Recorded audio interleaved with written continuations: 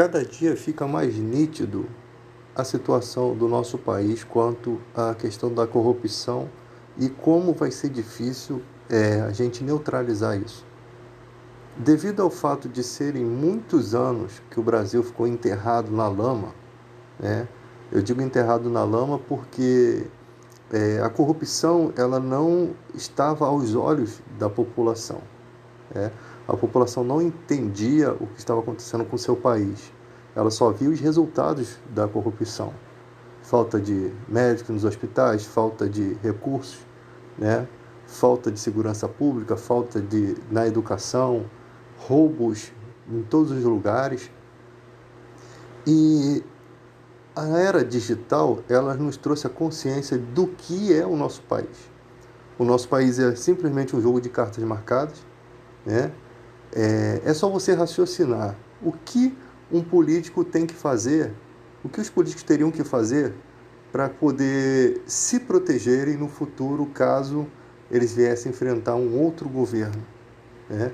O que eles teriam que fazer? Simplesmente criar leis para lhe proteger, né? O foro privilegiado é uma dessas leis, porque demora anos para uma causa ser julgada, arrastando questões judiciais, né, por anos, para que o indivíduo possa morrer nesse tempo, né? A maioria já está velho, não consegue 10, 20 anos de julgamento, o cara pode viver muito e ainda consegue se arrastar muito na justiça. Então o crime passa a compensar quando você tem essa proteção. Então você percebe que outra questão, há um pacto entre os corruptos de não se denunciarem a ponto de se destruírem, de se autodestruir, né? Você vê que muitas denúncias, muitas vezes o cara que é amigo do outro, ele denuncia o outro para poder se safar, e ele inventa denúncias. E o pior é que essas invenções são acatadas pelas pessoas que têm interesse por isso, né? Por exemplo, o Palocci e o Lula, um caso de amor antigo, e fica meio complicado as denúncias do Palocci em respeito ao Lula. Você vê nitidamente que o cara queria mesmo se safar a qualquer custo. E fora outras que a gente vê aí. Então, como que os corruptos se protegem? Eles criaram um sistema político, religioso, maçônico, né, onde há uma hierarquia. E isso é perceptível, né, quando você vê a dificuldade que tem. Você tem 3 poderes, aí você eles tentam fazer com que todos os corruptos relativo ao legislativo seja julgado pelo legislativo. Esse é o desejo do corrupto. Que todos os corruptos do legislativo sejam julgados pelo legislativo e do executivo pelo responsável do executivo. Eles jamais querem que o judiciário julgue todos. Essa é o que faltava, né? Mas não contavam com astúcias da era digital, né? Deus é muito sábio, não ia deixar o Brasil ser entregue assim. Então você vê que faltava somente essa esfera para que eles dominassem tudo, né? Porque se você é responsável pelo executivo, você é o líder máximo, no caso aí o Bolsonaro, e todos os senadores ali, os principais ali, julgassem as causas dos corruptos, estava na mão deles. Estavam dentro das limitações deles. É por isso que fica toda essa treta entre o judiciário, porque o judiciário ele fica com uma questão entre o que o povo está vendo da justiça, né? Porque há um limite para se ser 7-1 quando você é um juiz do Supremo Tribunal. Há um limite. Você pode até ser 7-1, mas você pode até ser 171, mas você tem que ter o limite. Porque tem hora que começa a ficar feio. E a imagem do juiz perante a população, ela não pode ficar assim. Porque senão você tem aí uma guerra, né? E não é isso que eles querem.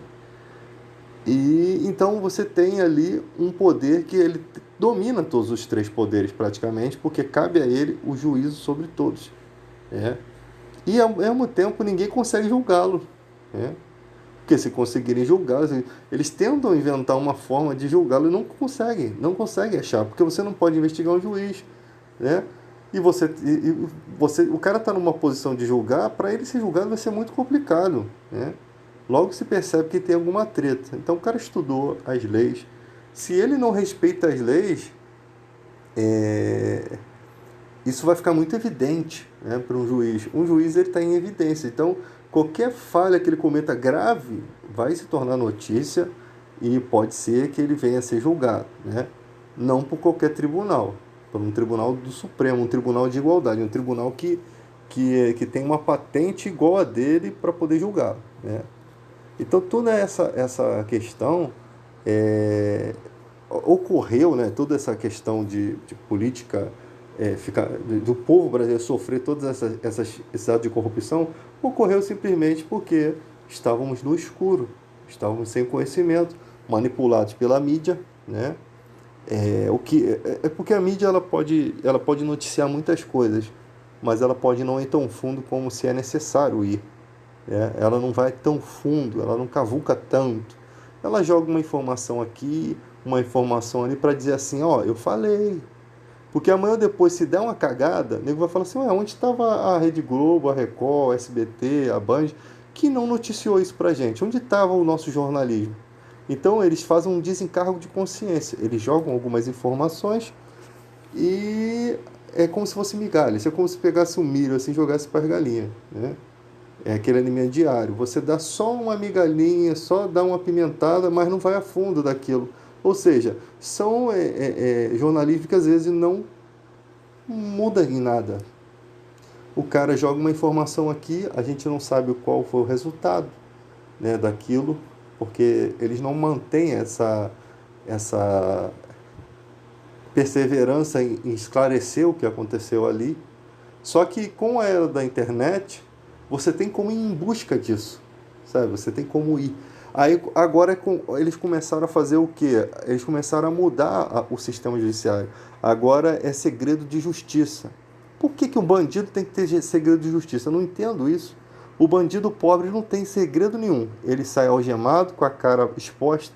O bandido político ele tem que ter o processo em segredo de justiça para ninguém falar sobre esse processo. Porque o juiz quer lhe proteger e a imprensa não vai deixar essa proteção acontecer porque não gosta daquele político. Aí simplesmente eles criaram o segredo de justiça. Por que segredo de justiça? Porque expõe pessoas que não deveria expor? Eu não entendo muito bem isso. Eu gostaria de saber por que bandidos do colarinho branco têm que ter segredo de justiça.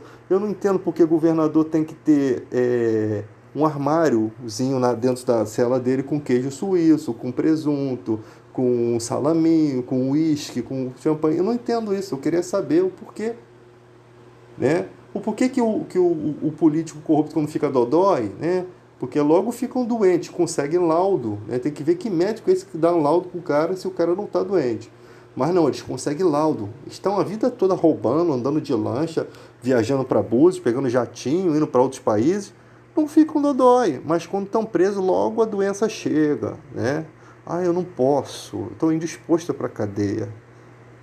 Mas o pobre não, o pobre fica na cadeia doente, morre e ressuscita na cadeia de novo, continua preso. Se ele tivesse que reencarnar, se existisse reencarnação, ele continuaria preso, porque é pobre.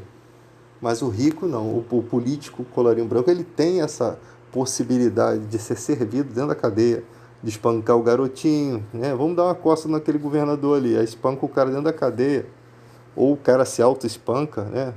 Eu não sei.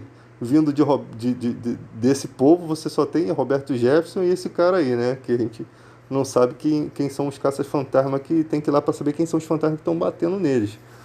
Então infelizmente, é o país, cara, ridículo que nós vivemos. Não estou falando na extensão territorial da nossa pátria. Eu estou falando de pessoas ridículas, de governantes ridículos, sabe? De governantes ridículos. Eu lembro quando o Romário, como candidato a governador, ele denunciou, falou um monte de coisa lá do Witzel. Por que só fala essas coisas quando quando você está precisando de uma vaga no governo? Por que não fala isso antes? Por que não denuncia, fica aguardando aquele trunfo somente para para vomitar na pessoa, igual aquela menina do Exorcista, somente quando for no debate? Daí você vê, cara. Sabe, é uma palhaçada. Ele se sabia que o cara era corrupto, por que não denunciou antes? Né? Por que ninguém descobria antes? A verdade é que o povo está cansado dessa palhaçada toda. O povo sofre todos os dias. O povo tem que andar no BRT ali, ó, sufocado, porque a prefeitura não tem moral para poder fazer o BRT andar na linha, né? Com um número reduzido de passageiros, porque só pensam em dinheiro, não pensam na saúde do povo. E depois, o BRT é como se fosse aquela empresa lá que teve a barragem de Brumadinho, né? A Vale. Depois que matou um monte de gente, ó, a Vale está fazendo muito por vocês. Está fazendo? Então desenterra os corpos, bota a carne de volta neles e sopra a vida neles. Aí eu falo que vocês valem alguma coisa. Porque enquanto vocês não valem nada, né? Porque deixaram aquela barragem lá matar um monte de gente que está sofrendo até hoje, né? Filhos que vão nascer sem pais, né? Pais que perderam seus entes queridos, seus filhos, e nada vai mudar. Teve a primeira barragem que despencou, depois teve a outra, e vamos ter mais quantas aí? Mais quantas? Mais quantos prédios vão cair? Mais quantas coisas terão que acontecer para alguém tomar uma providência? Não tomam providência. Tem um monte de bomba relógio, tem um monte de tic-tac, tic-tac, tic-tac, aí pronto, só esperando o momento certo para que uma chuva, uma umidade, uma ferrugem possa trazer o desabamento e trazer mais tristeza para as pessoas.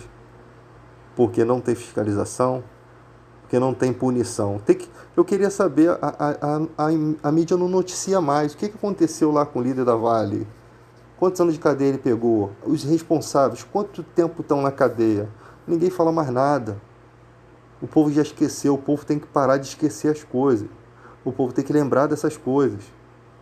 Porque se a gente não lembra, se a gente não bate, a gente não aperta a ferida e tira o pus dela, ela continua aberta, infeccionando mais e mais.